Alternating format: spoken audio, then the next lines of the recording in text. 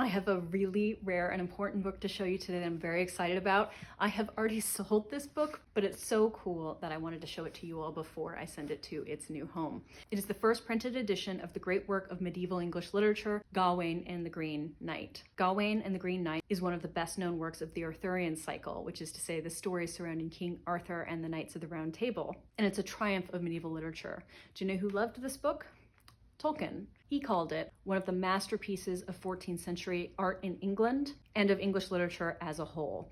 We call this the Editio princeps, which is the technical name for when a book was first created in manuscript, and then the first time it gets printed, it's the Editio princeps. And this is from 1839, which is quite late if you think about it. It's from medieval England, so how did it take that long? Only a single manuscript copy of Gawain and the Green Knight survives. The manuscript was preserved by Robert Cotton, whose library ended up forming the foundation of what we now know as the British Library.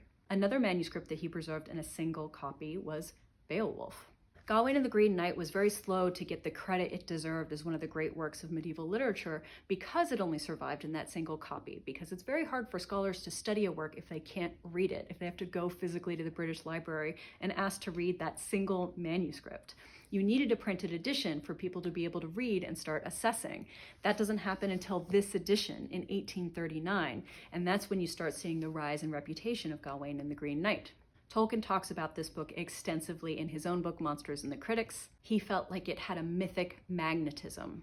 According to Tolkien, it belongs to that literary kind which has deep roots in the past, deeper even than its author was aware.